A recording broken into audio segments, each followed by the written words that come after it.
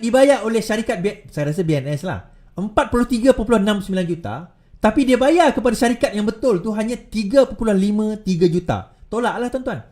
3.5 juta, maksudnya 40 juta masuk ke dalam akaun tu hilang, lenyap.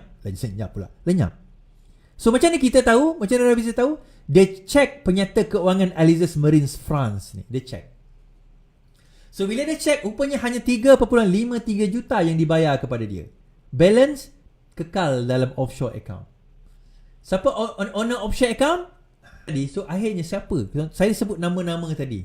Mungkin nama yang saya sebut ni tak terlibat yang Rafizi sebut esok, mungkin. Kan saya sebut nama tentang seseorang bernama Zainab, saya sebut tentang Ahmad Ramli, saya sebut tentang Isyamuddin Tun Nusai'on, saya sebut tentang tentang Najib, saya sebut tentang Zahid Hamidi. Mungkin ada orang lain yang terlibat pada waktu itu yang membuat keputusan. Tapi kalau kita fikir secara logik, kenapa Isyamuddin tiba-tiba nak nyah klasifikasikan dokumen tersebut? Itu saya kata pertembungan di antara kluster mahkamah dengan kluster menteri ni. Kalau zaman dulu dia backup each other tuan-tuan, tapi sekarang ni nampaknya macam dia stabbing each other at the back.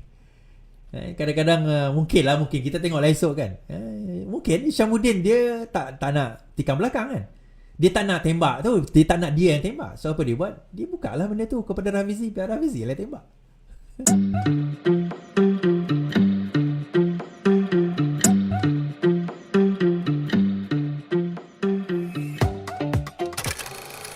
Tuan-tuan, saya nak bawa isu LCS ni, dia nampak macam apa ni LCS ni, nak cerita lama. Dia tak cerita lama.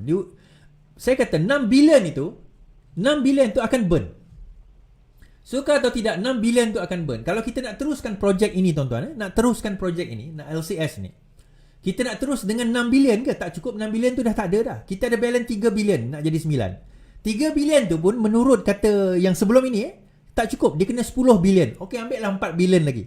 Kalau 6 bilion tak boleh siap 6 kapal, 4 bilion agak-agak boleh siap ke tuan-tuan?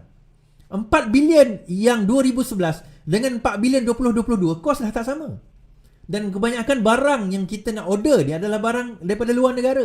Di mana barang-barang ni dia ikut USD, mata wang dah lain. 2011 dengan mata wang, 2013 dengan mata wang, dengan 2022 punya mata wang, tukaran dia dah lain. Harga pun dah lain. So do you think 4 billion tu cukup untuk nak siapkan kapal? Tak cukup. So we have a choice. Either kita scrap the project, mula baru, atau kita teruskan projek tapi tambah kos. Yang mana satu? Kerajaan lah kena decide. Sebab itu kenapa kita bising dalam, bila dia dah ambil bajet baru, tuan-tuan agak-agak, bajet tu dia dapat daripada mana? Bajet ekstra tu dia nak ambil daripada mana? Dia tak ada tiba-tiba duit tu datang daripada langit. Tuan-tuan ingat duit tu boleh cetak daripada langit ke tuan-tuan? Duit dia tiba-tiba turun. Memang duit boleh cetak, saya tak nafikan. Tapi the more you print the money, kita sekarang ni akan undervalue, kita akan mengurangkan lagi value ataupun nilai wang tersebut, meningkatkan lagi kos hidup kita. Ada kawan saya kata tadi, jangan beli kereta sekarang, tunggu tahun depan. Okey lah, tak apa, saya tunggu tahun depan. Bukan saya nak beli kereta lah, tapi maksudnya kalau nak beli kereta tahun depan, jangan beli kereta dulu. Balik kepada cerita kita tadi kan. Now, kenapa kita kisah pasal Jurong? Dan Rafizi esok akan mendedahkan, dia kata Jurong LCS ni akan didedahkan. Jurong kepada kes kepada skandal LCS ni akan didedahkan. Tak cukup kita hanya tangkap dia punya ikan bilis. Sebab ikan bilis tu kita kata dia takkan membawa apa-apa signifikasi kepada negara. Setakat 21 juta, alah. Skandal 21 juta. Tuan-tuan fikir 21 juta tu tak ada nilai apa-apa tuan-tuan. Setakat 21 juta je. Bukan saya kata tak ada nilai lah, 21 juta tu adalah nilai duitnya. Tapi itu bukan. Itu bukan yang akan memberi signifikasi yang sangat besar kepada negara. 21 juta tu. Saya bagi tahu tuan-tuan apa signifikasi kepada negara. Okey. Kejap. Saya bagi tahu tuan-tuan. Kita terangkan skandal LCS. Dan kenapa benda ni agak besar kita kata. Dan kita try agak siapakah Jurong yang dimasukkan oleh Rafizi. Terima kasih yang bagi topi tadi. Alright, di atas ni, kalau tengok atas ni kita punya ambition pula. Kita punya aim, target kita. Alright, balik kepada cerita Jurong kes LCS. Terima kasih juga yang derma dekat YouTube. Masa saya tak boleh tengok. Kalau saya buka YouTube sekarang ni, dia punya sistem tu dia akan hang. Alright, Jurong LCS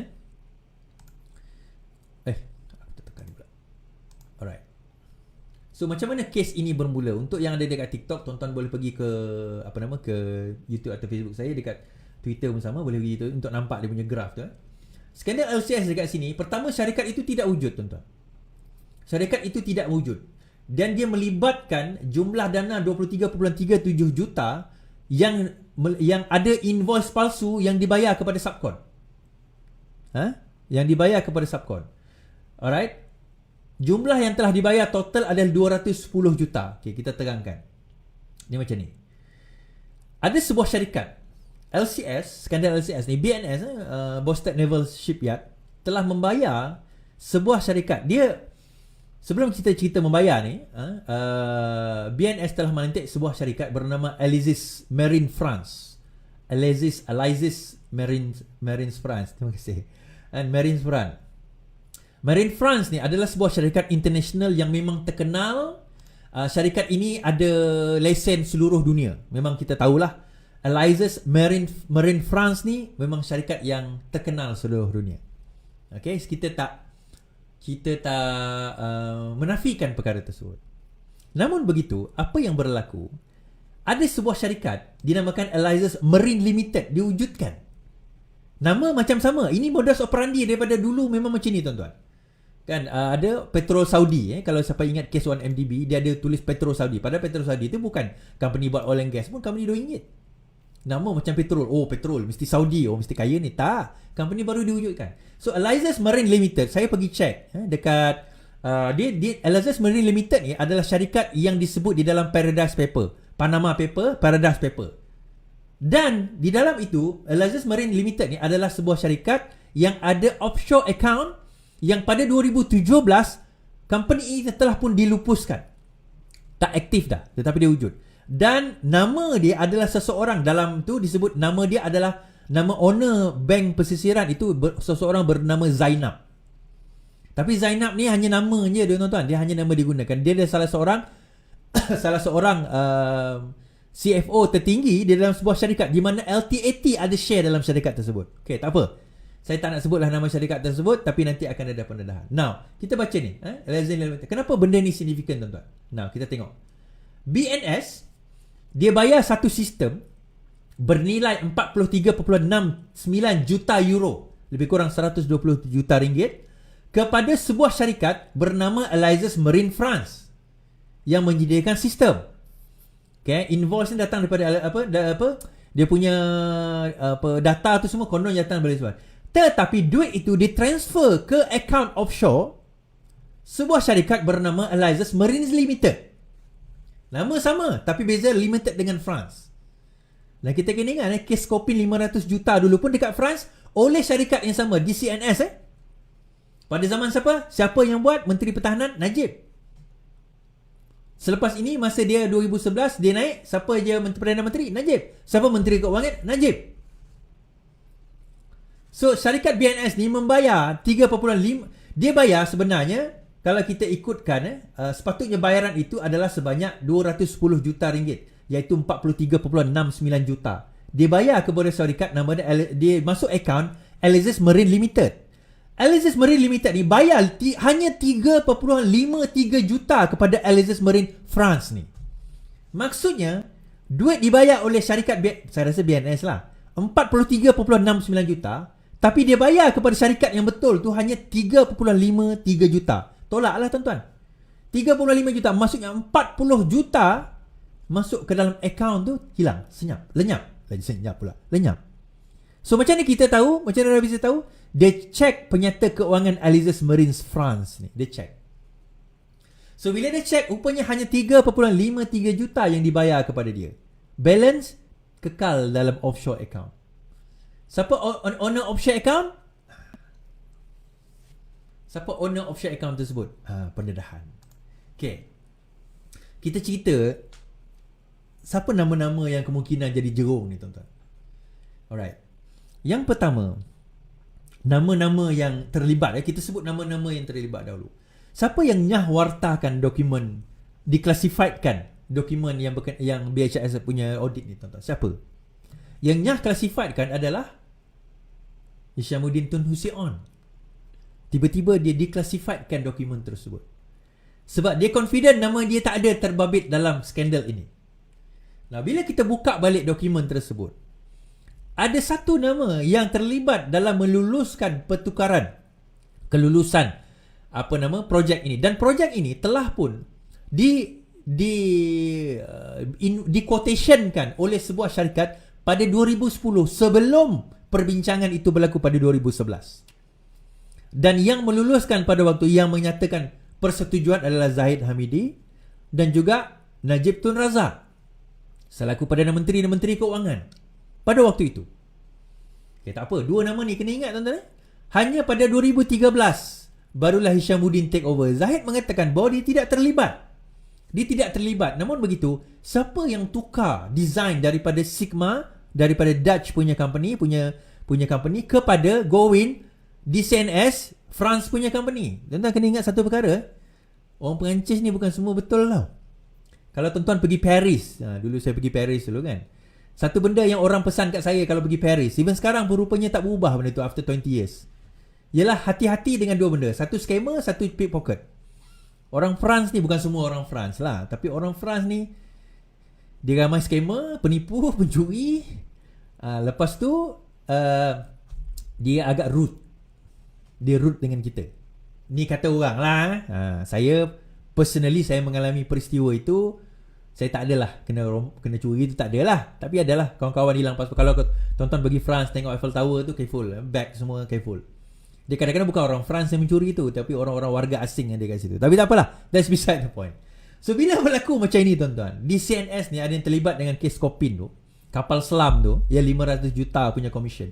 Tiba-tiba dia juga dapat projek untuk Gowin. Padahal pada bulan Mei 2011, TLDM telah menyatakan dia orang nak guna Sigma. Zahid setuju. And then Julai 2011, tiba-tiba Zahid U-turn, kata kena guna Gowin. Nak guna Sigma ni tuan-tuan, nak guna tak guna Sigma, maksudnya TLDM dah buat kajian daripada sebelum itu. Dia ada bukan setakat Panglima Angkatan Tentera tu kena punya kajian. Dia ada dia punya panel dia ada dia punya orang yang expert yang mengatakan kenapa kita kena pilih Sigma. Dia ada paperwork dia ada semua tu, and then dia present. Dia ada dua, satu nak buat HAL tu, nak buat kapal tu, satu lagi Combat Management System CMS yang bernilai lebih 350 juta. So ringgit. So dua benda ni yang membawa jumlah yang besar. Satu kapal tu dia kata 1.5 billion, lebih kurang macam itulah. Now, apa yang berlaku tuan-tuan? Tukar kepada DCNS, siapa punya keputusan? Dia kata BNS punya keputusan. Siapa BNS tiba-tiba kata nak tukar? Zahid kata, dalam saya bawa baca dulu kenyataan ni, dia kata sebenarnya dia kata keputusan itu dibuat oleh BNS sebagai end user. Kemudian Nurul Izzah tanya, siapa end user sebenarnya? BNS ke TLDM? BNS kontraktor, dia bukan end user. Sebab Zahid dia nak putar alam.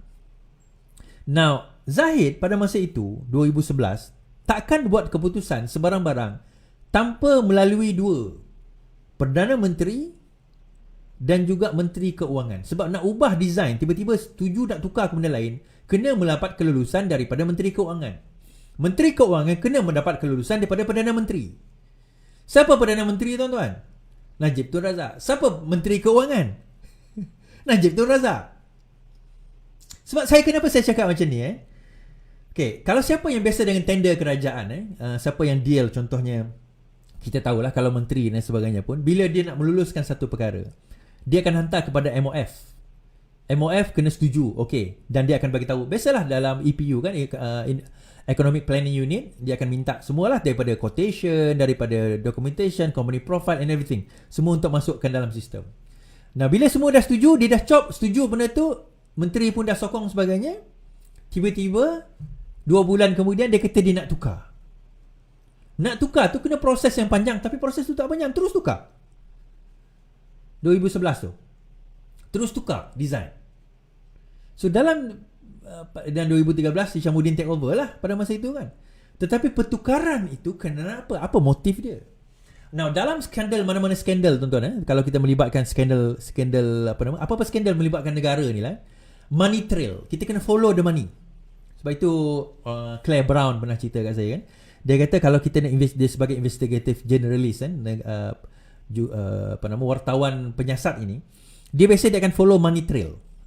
Dia akan sama ada go backward ataupun dia akan pergi forward. So bila dia go backward, kita akan tengok, okay, kita tengok sekarang ni duit ni keluar kepada syarikat ini. Syarikat ini ada offshore. Kemudian kita trace back. Okay, dalam BNS ni siapa yang luluskan? Dalam MINDEF ni siapa yang luluskan? Dalam ni siapa yang luluskan? Dokumen ini siapa yang luluskan? Kenapa dia luluskan? Bagaimana dia meluluskan? Apa prosedur yang digunakan?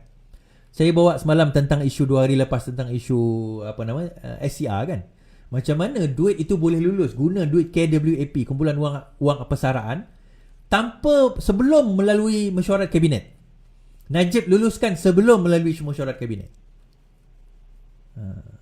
Dan hari ini juga ada kawan saya call message daripada Sarawak, dia kata, kita kena dedahkan benda ni. Dia kata kita kena dedahkan isu LSS. Sebab apa? Kapal China tu dah masuk perairan Sarawak dah. Dah masuk perairan Sarawak, tapi kita tak boleh buat apa-apa, tuan-tuan. Kita punya perairan Sarawak ni vulnerable. Sabah Sarawak ni vulnerable dengan threat daripada China. Sedangkan kapal kita 6 bilion tak siap-siap. Macam mana kita nak pergi perang? Ini keselamatan negara. Dan saya harap agar tindakan diambil dengan kadar segera. Dan kita hanya boleh tangkap jerung-jerung yang lagi besar, jerung-jerung. Termasuk jerung di Sarawak dan Sabah, tuan-tuan. Apabila Pakatan Harapan menang. Ini yang paling ditakuti oleh GPS Sarawak. Saya mudah je kalau kita menang kat federal nanti, saya minta semua company-company besar yang ada skandal di Sarawak tu freezekan account. Kita ni tengok siapa menggelupur. Kita akan tengok siapa menggelupur, tuan-tuan. Balik kepada cerita kita tadi. So akhirnya siapa? Saya sebut nama-nama tadi. Mungkin nama yang saya sebut ni tak terlibat yang Rafizi sebut esok, mungkin. Kan saya sebut nama tentang seseorang bernama Zainab. Saya sebut tentang Ahmad Ramli. Saya sebut tentang Isyamuddin Tun Nusaion. Saya sebut tentang tentang Najib. Saya sebut tentang Zahid Hamidi. Mungkin ada orang lain yang terlibat pada waktu itu yang membuat keputusan. Tapi kalau kita fikir secara logik, kenapa Isyamuddin tiba-tiba nak nyah klasifikasikan dokumen tersebut? Itu saya kata pertembungan di antara kluster mahkamah dengan kluster menteri ni. Kalau zaman dulu dia backup each other, tuan-tuan. Tapi sekarang ni nampaknya macam dia stabbing each other at the back. Kadang-kadang mungkin kita tengoklah esok kan. Mungkin Isyamuddin dia tak nak tikam belakang kan. Dia tak nak tembak tu. Dia tak nak dia yang tembak. So apa dia buat? Dia buka lah benda tu kepada Rafizi. Biar Rafizi lah tembak. Jangan terkejut tuan-tuan. Bila BN menang lepas ni, yang akan jadi Perdana Menteri Isyamuddin Tun Nusaion tau. Dia dah lama dah cita-cita tu. Isyamuddin Tun Nusaion boleh jadi Perdana Menteri kalau UMNO menang lepas ni. Dia tak ada kes. Tak ada kes besar lah at least. Yang kita dedahkan lagi. Tak ada lagi. Dan kalau dia jadi Perdana Menteri, kes-kes dia yang hilang-hilang dulu, dia boleh hilangkan. Macam tu je.